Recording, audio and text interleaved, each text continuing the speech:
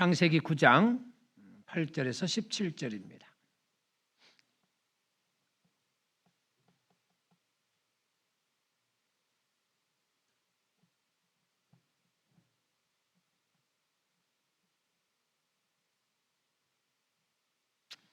창세기 9장 8절에서 17절 다 같이 말씀을 합독하겠습니다. 하나님이 노아와 그와 함께한 아들들에게 말씀하여 이르시되 내가 내 언약을 너희와 너희 후손과 너희와 함께한 모든 생물 곧 너희와 함께한 새와 가축과 땅의 모든 생물에게 세우리니 방주에서 나온 모든 것 곧 땅의 모든 짐승에게니라. 내가 너희와 언약을 세우리니 다시는 모든 생물을 홍수로 멸하지 아니할 것이라. 땅을 멸할 홍수가 다시 있지 아니하리라. 하나님이 이르시되 내가 나와 너희와 및 너희와 함께하는 모든 생물 사이에 대대로 영원히 세우는 언약의 증거는 이것이니라. 내가 내 무지개를 구름 속에 두었나니 이것이 나와 세상 사이의 언약의 증거니라. 무지개가 구름 속에 나타나면 내가 나와 너희와 및 육체를 가진 모든 생물 사이에 내 언약을 기억하리니 다시는 물이 모든 육체를 멸하는 홍수가 되지 아니할지라. 무지개가 구름 사이에 있으리니 내가 보고 나 하나님과 모든 육체를 가진 땅의 모든 생물 사이에 영원한 언약을 기억하리라. 하나님이 노아에게 또 이르시되 내가 나와 땅에 있는 모든 생물 사이에 세운 언약의 증거가 이것이라 하셨더라. 아멘. 아멘. 네. 인간이 가지고 있는 생각들이 악했고 행동하는 모든 것들이 악했고 하나님 보시기에 결코 기뻐 받으실 만한 것이 아무것도 없었다. 그래서 하나님께서 이제 이 지면을 쓸어버리겠다라고 계획을 세우시고 여전히 똑같은 죄인이지만 그래도 하나님 편에 서 있었던 노아와 그의 가족을 특별히 구원하셨다고 했습니다. 의인이었기 때문에 의인이 아니고 하나님이 의인이라고 불러주었기 때문에 의인이 된 노아. 그리고 아직 여전히 완성되지 못한 사람이었지만 그의 삶이 완전했다라고 하나님이 인정해 줬다. 그리고 하나님이 동행했다. 이렇게 해서 노아와 그의 가족은 구원해요. 그리고 이제 생명을 보존시킬 각 생명체들을 한 쌍씩 또는 7쌍씩 이렇게 모아가지고 방주에 태웠습니다. 비가 내리기 시작했고 그저 단순하게 비가 내린 게 아니라 땅에서부터도 물이 솟아나왔다. 구멍이 뚫려서 물이 솟아나왔다. 궁창에 있던 모든 물들이 한 곳으로 쏟아졌다. 그래서 아라랏산이라고 하는 그 큰 산이 물에 잠기는 그런 비극이 만들어졌습니다. 모두가 심판받는 그러한 과정 속에 하나님께서는 그래도 노아와 방주에 있는 모든 생물을 살리시고 그들이 이제 땅으로 다시 안착할 때에 하나님께서 이들에게 약속을 하세요. 다시 천지 창조를 하셨을 때에 말씀하신 것처럼 생육하고 번성하라 이런 축복의 약속을 하십니다. 이제는 다시 심판을 하지 않겠다. 물로는 다시 지면을 썰어보는 일이 없겠다. 약속하시고 그 약속의 증표를 하나 허락하시죠. 무지개라고 하는 것입니다. 무지개를 이제 구름 사이에 숨겨놨다가 물이 많이 비가 많이 내려도 무지개를 보면 하나님이 물로는 심판하지 않다고 하셨지라고 하는 약속. 이것은 너와 내 자손과 그리고 모든 생명체들에게 하는 약속이고 또 그리고 이 약속은 영원한 대대의 영원한 약속이라 이렇게 했어요. 그러니까 이 지구는 결코 물의 심판으로 멸망하지는 않는다는 사실을 여러분 기억하십시오. 단순히 노아에게만 이런 약속을 한 것이 아니라 그의 후손들 그리고 오늘 저와 여러분에게까지도 이 약속은 유효하다. 하나님은 잘못된 죄인들을 쓸어 버리시지만 세상을 진멸시키지는 않겠다. 비로 인해서 물로 인해서 그렇게 심판하지는 않겠다.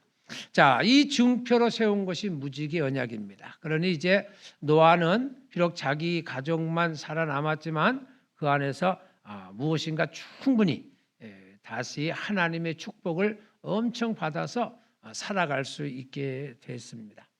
문제는요, 하나님의 영원한 이 확실한 약속, 이 무지개 언약을 통해서 사람들이 그 이후의 삶이 어땠는가라고 하는 것을 우리가 한번 살펴볼 필요가 있겠죠. 노아는 바로 얼마 지나지 않아서 실수를 합니다. 술에 취해서 널브러져 있고, 그리고 그것 때문에 함이라고 하는 자식이 저주를 받아요. 대대의 저주를 받는데 너의 자손은 평생에 종이 되려고 살 거다. 종이 되어 살 거다. 이러한 저주. 왜 저주를 부었는가? 뭐 상식적으로는 아비의 부끄러움을 가리지 않고 그것을 만천하에 드러냈다. 뭐 그럴 수 있습니다.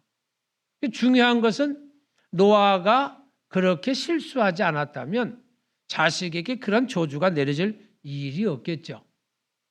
그런데 실수를 했단 말입니다. 술에 취해서 쓰러졌다.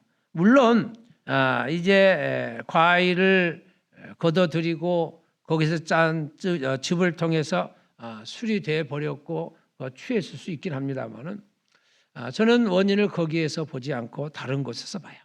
조금 이따 말씀드리기로 하고, 자, 그 이후에 또 죄가 계속해서 만들어지면서 이제 사람들이 하나님과 같이 되자. 말이 잘 통하고 뜻이 통하니까 쪽닥쪽닥 해가지고 우리가 큰 건축물 하나 세우는데 탑을 높게 세워서 그 탑의 꼭대기를 하늘에 닿게 해서 거기서 우리가 하나님을 대면해 보자. 이런 망상까지 하게 돼요. 오죽하면 하나님께서 저들이 한 생각을 가지고 있어서 마음을 하나로 해서 저것을 방해할 어떤 방법이 없겠다.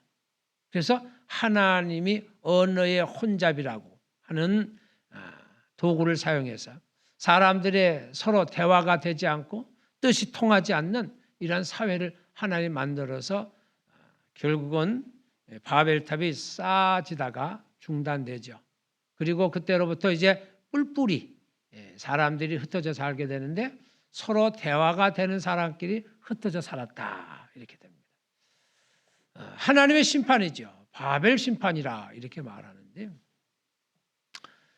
이런 죄가 계속해서 사람들 사이에 나타나고 그리고 사람들은 하나님의 심판을 받게 되고 그 다음에 이제 흩어진 사람들 사이에서 하나님이 한 사람을 골라내고 한 민족을 골라내고 그리고 구원의 스케줄을 이제 만들어 가게 되는데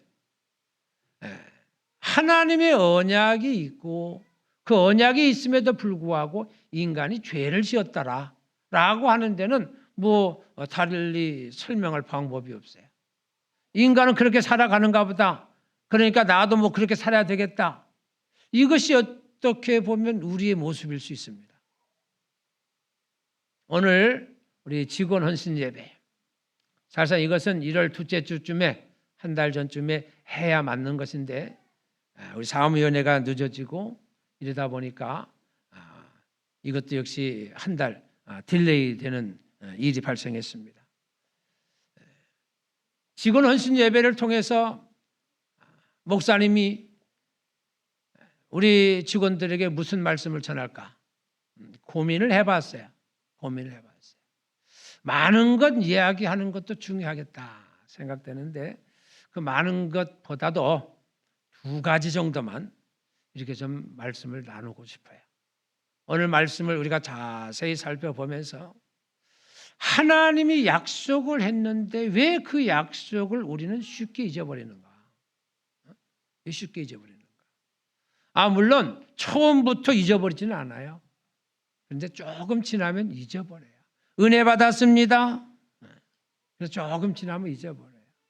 연말이 되고 연초가 되면요, 평상시에 예배를 참석하지 않는 사람도 이 예배 좀 다시 드려야 되겠다 작정을 하고 또 예배를 참석하기도 해서 우리 한국 교회의 평균 출석률을 이렇게 뭐 정확하게 분석을 해본 적이 없습니다만은 대충 살펴보면 12월, 1월, 2월까지 출석률이 제일 좋다가 3월부터 조금씩 떨어집니다.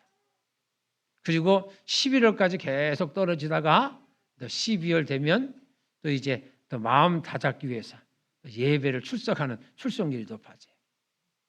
뭐 우리 교회도 예외는 아니고 우리는 뭐 숫자가 적어서 다 표가 납니다만 그래도 어쨌든 우리 교회도 작게나마 그런 흐름이 있어요. 왜 그럴까? 이런 거죠. 왜 그럴까? 우리 이제 직원 헌신 예배를 통해서 제가 여러분에게 말씀드려야 될 것은 다음에는 기회가 없을 수도 있어요. 그죠? 없을 수도 있어요. 그래서 오늘 두 가지를 꼭 당부를 해야 되겠다. 이런 흐름은 나태, 거기다가 조금 더 플러스하면 이 감각의 상실 이렇게 생각해 볼 수 있어요. 감각의 상실. 제가 늘 여러분에게 드리는 말씀 중에 하나는요, 부활은 날마다 있어야 되고 성탄도 날마다 있어야 된다 그랬어요. 기억하시죠? 날마다 성탄이 되고 날마다 부활이 되면 우리가 나태하거나 감각을 상실할 이유가 전혀 없습니다. 큰 기적을 맛보고도 얼마 지나지 않으면 잊어버려요.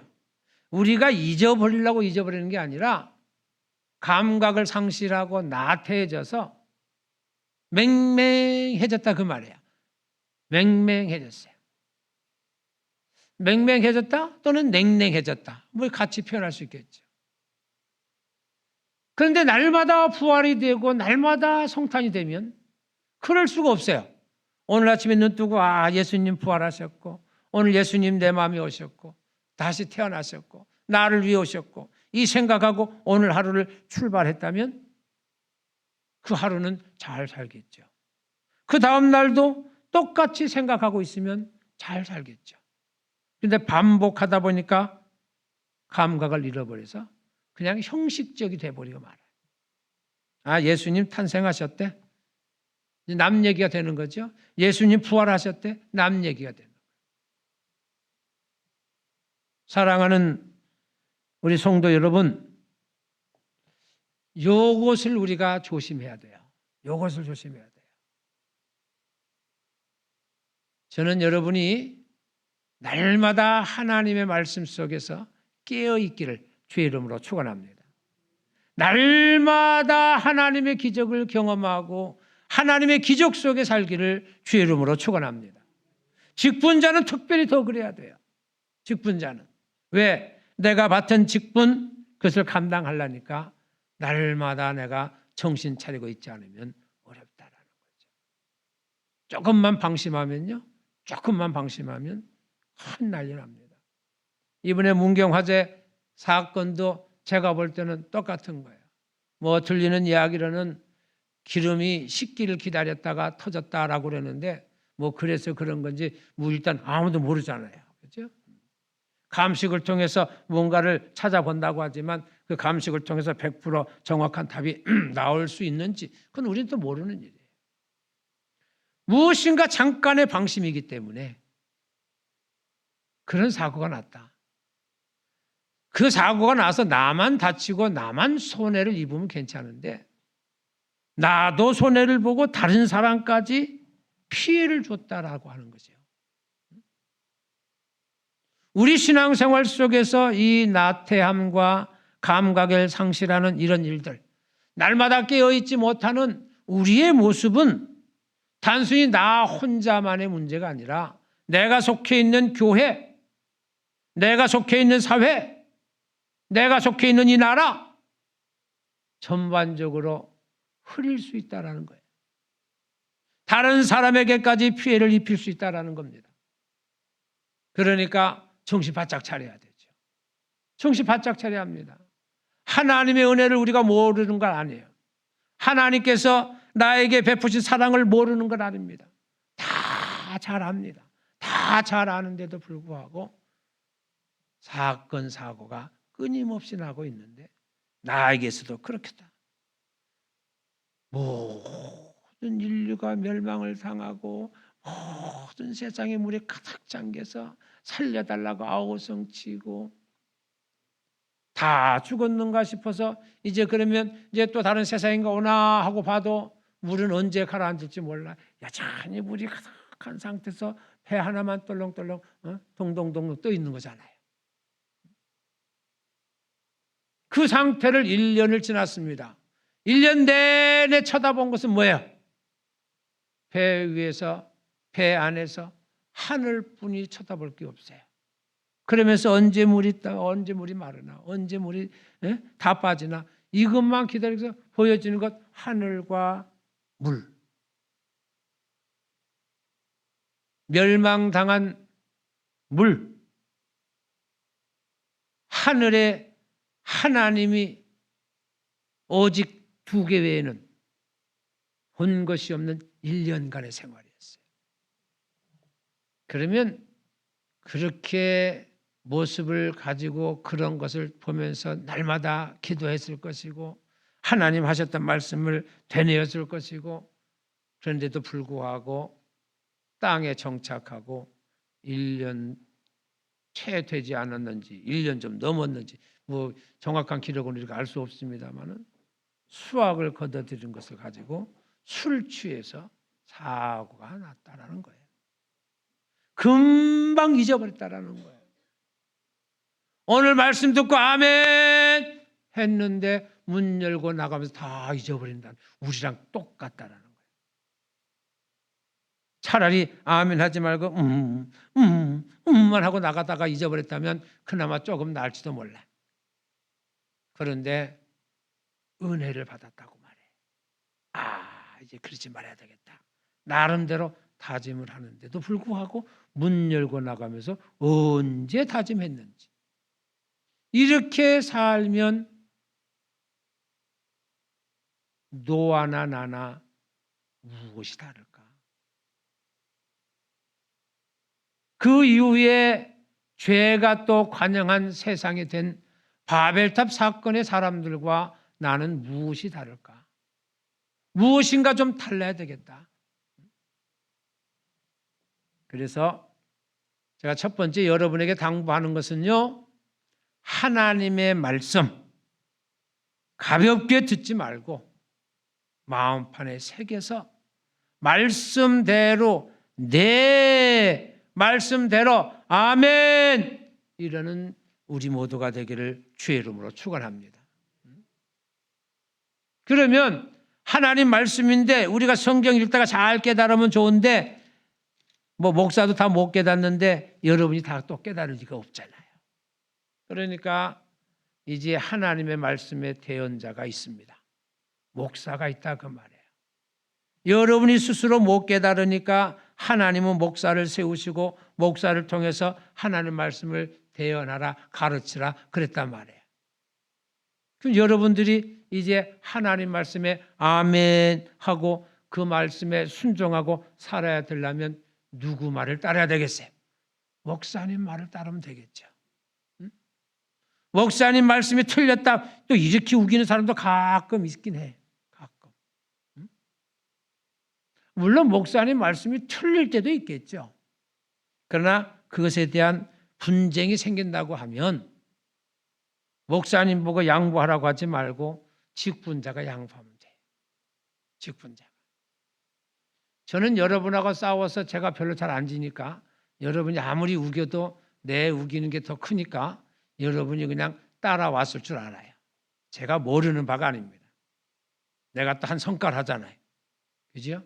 성질은 잘 안 내도요. 성깔은 내가지고 기필코 내 주장대로 끌고 갑니다. 생긴 게 이렇게 생겨먹으면 어떻게 하겠어요? 근데 여러분들이 또 그래도 아이고 목사님 마음대로 하시는 거 뭐 하고 따라주니까 또 이렇게 있는 거잖아요. 그죠? 근데 이제 조금 있으면 목사님이 바뀌어요. 이제 여러분이 목사님을 잡아먹을 시간이 조금 있으면 나타난다 그 말이에요. 그럼 어떻게 해야 되겠어요? 어떻게 해야 되겠어요? 저한테 했던 것처럼. 글쎄 모르겠어요. 새로 오실 목사님이 나처럼 고집이 세일지 안 세일지 모르겠는데 여러분이 받들어줘야 돼요. 여러분이 받들어줘야 돼요. 전에 목사님은 안 그랬다. 그 소리 절대 하면 안 돼요. 응? 제일 나쁜 소리가 전에 목사님은 안 그러셨는데 왜 목사님은 그러십니까? 이런 소리예요. 이게 후임자가 듣는 가장 싫은 소리예요. 그럼 후임자가 뭐라고 했어요? 아니 내가 전에 목사님보다 못하단 말인가? 물론 못하는 부분도 있겠죠. 그러나 또 나보다 훨씬 잘하는 부분도 있겠죠.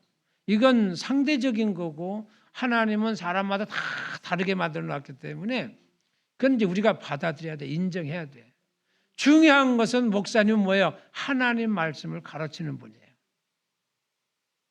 잘못된 것을 가르치고 있다. 이단적 요소를 가르치고 있다. 이것은 여러분이 지금까지 신앙생활에 오면서 들었던 내용과 상반되는 것이 있다면 체크를 해놓고 찾아보고 그렇게도 할 수 있는가를 분명히 잘 연구하고 또 물어보고 이거 아니죠? 아니죠? 이렇게 물어보면 안 되고 이렇게 해석할 수도 있겠죠? 이렇게 물어봐야 돼.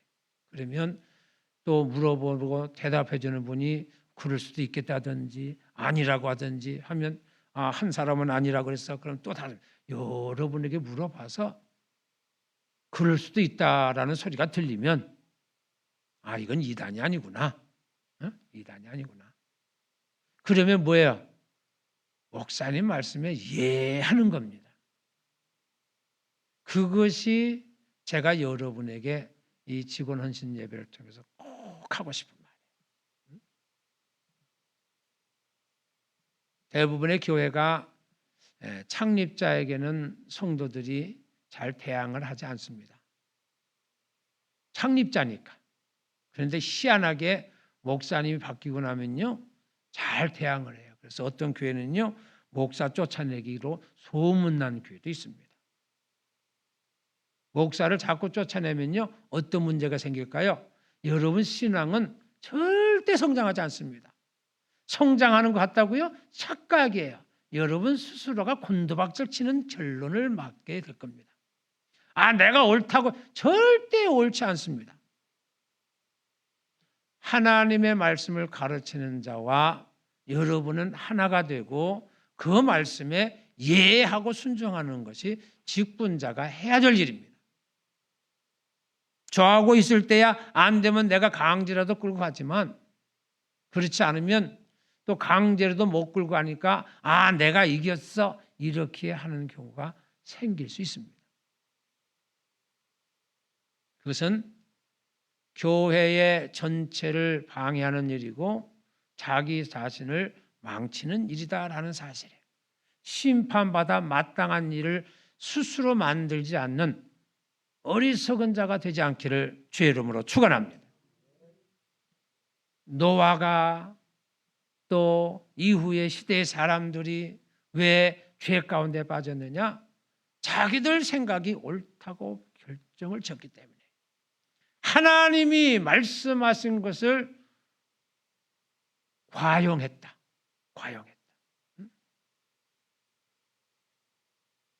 그러니 물의 심판을 안 받아도 또 다른 심판을 받게 되죠. 그래서 저와 여러분이 반드시 하나님 말씀에 순종하되 목사의 가르침에 순종하는 지혜가 우리 모두에게 있기를 주의 이름으로 축원합니다. 자, 두 번째 말씀을 드리고 싶은 것은요.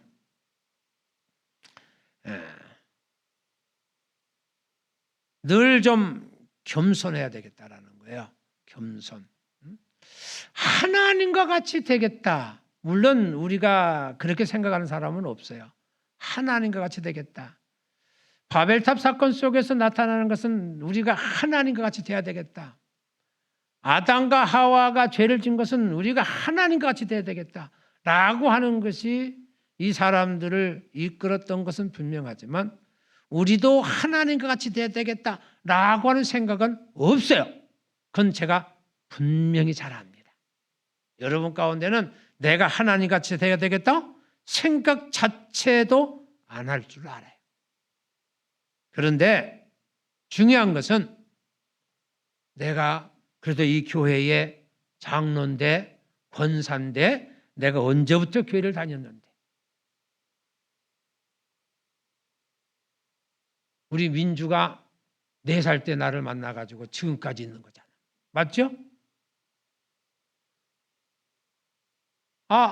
애기가 말이야 다 커가지고 이제 숙녀가 돼가지고요. 너 시집 안 가냐? 내가 이 소리 할 때까지 돼 있었잖아. 왜냐하면 내가 없을 때 태어나가지고. 그러나 여기 또 몇 분은 우리 교회가 시작할 때부터 같이 출발해와. 32년이라고 하는 시간 동안 나를 얼굴을 맞대고 있는 분도 계세요. 뭐 1, 2년 차이는 있는 분들도 있고. 제일 짧은 게 우리 박채원이거든요. 박채원이.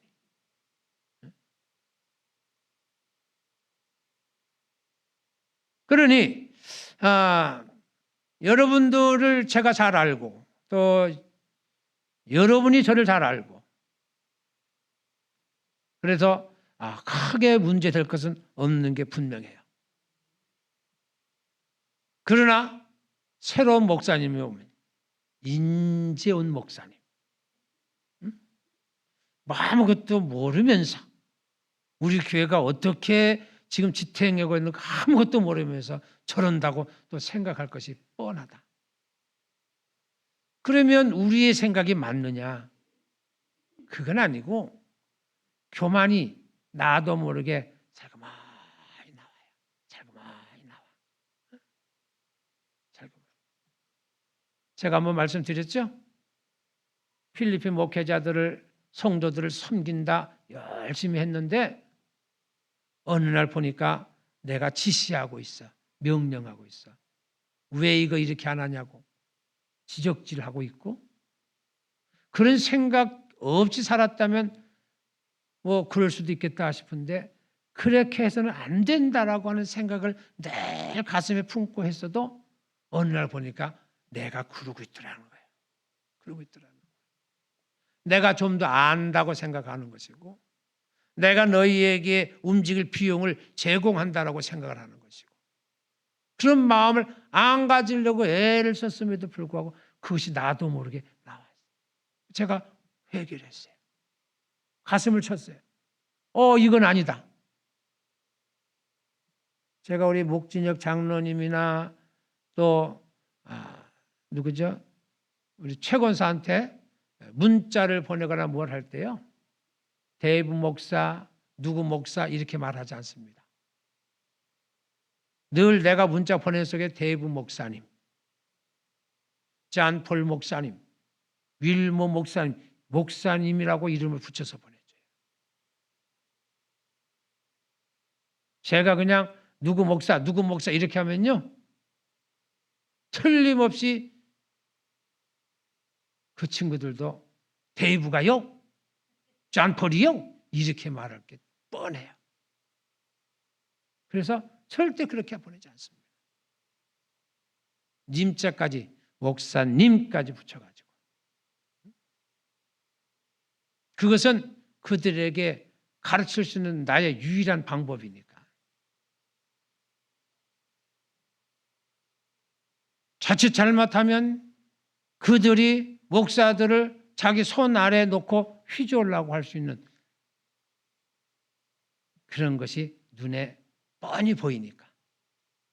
내가 그렇게 막 존칭을 쓰고 해도 간혹 보면 막 함부로 하는 것을 내가 보는데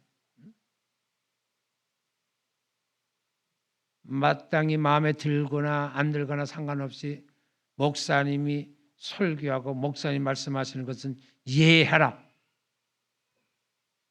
그렇게 해도 안 되긴 해요. 안 되긴 해요. 왜냐하면 나하고 신앙생활을 오래 같이 하지 않았으니까. 여러분들이 정말 조심해야 될 것은 교만하면 안 된다. 그러려니까 교만 안 하려니까 어떻게 해야 되겠어요? 내가 깨어 있어야 되는 거예요. 아차 하는 순간에 교만이 탁 튀어나오게 되고, 교만하려고 교만한 것이 아니라 아차 하는 순간에 교만의 자리에 서 있게 되기 때문에 우리 모든 직분자들은요, 깨어서, 늘 깨어서, 아침에 눈 벌떡 뜨고 깨어나는 것처럼 깨어서 나를 살피고, 그래서 나 스스로가 교만하지 않아야 되겠다. 결론하지요. 두 가지를 말씀드렸습니다. 하나님의 말씀을 잘 듣고 순종하라. 그 말 안에는 목사님 말씀도 똑같이 잘 듣고 순종하라라는 것이고, 두 번째는요, 교만하지 마세요라는 겁니다. 그런데 이것은 내가 교만하려고 교만해지는 게 아니라 나도 모르게 교만의 자리에 서게 되는 경우가 생기기 때문에 경성하다, 깨어 있어서 내 교만을 스스로 억누를 수 있는 우리 직분자들이 되면 2024년도 잘 승리할 것이고, 여러분 평생의 삶도 잘 승리할 것이고, 새로운 목사님과도 은혜 가운데 잘 지내게 될 것이라, 그러면 이제 교회에 새로운 바람이 불 거라고 저는 믿어요. 그러면 새로운 바람이 불면 여러분이 잘 섬겨야 새로운 바람 속에서 교회가 안정되지고 부흥되지. 우리는 부흥되질 수 있는 요소가 다 있어요. 그런데 늘어나지가 않아. 그것은 요 목사의 한계점이다. 내가 스스로 그렇게 판단을 하는 겁니다. 그래서 이제 젊은 목사님, 아이고 젊으니까 아들 같으니까 이러면 안 되고, 목사님은요, 애기 목사님이라도 목사님이에요. 목사님으로서 잘 대접하고 존중하고, 그러므로 우리 포근한 교회 미래가 활짝 열려 있다. 할렐루야, 할렐루야. 하나님의 약속의 말씀입니다. 생육하고 번성하게 하나님이 축복해 주시는 것을 믿으시고 우리 직분 잘 감당하는 저와 여러분 모두가 되기를 주의 이름으로 축원합니다. 하나님 아버지, 은혜와 사랑을 감사합니다. 주의 종이 오늘 우리 직원 헌신 예배를 통해서 조금 잔소리 같은 긴 이야기를 했습니다. 핵심은 딸랑 두 가지인데 설명이 너무 길어서 혹이라도 그 설명 속에 잘못된 것이 있을까 심히 두려운 마음입니다. 주님, 그런 것 있다면 용서하시고 또 우리의 기억 속에서는 다 제거되는 은혜가 있기를 소원합니다. 꼭 필요한 말씀, 순종하는 것과 깨어 교만을 내 스스로 지켜내는 것, 이것이 우리 직분자들이 마땅히 행해야 될 바고, 이것을 통해서 이 교회가 더욱더 든든히 서가고 또 새로운 목사님과 힘을 합해서 이 교회를 세우는 일에 전적인 헌신할 수 있는 우리 직원들이 다 되도록 축복해 주옵소서. 교회가 안정되고 평안하며 가정이 안정되고 평안하는 승리의 성도들 되게 하옵소서. 예수님의 이름으로 기도하옵나이다. 아멘.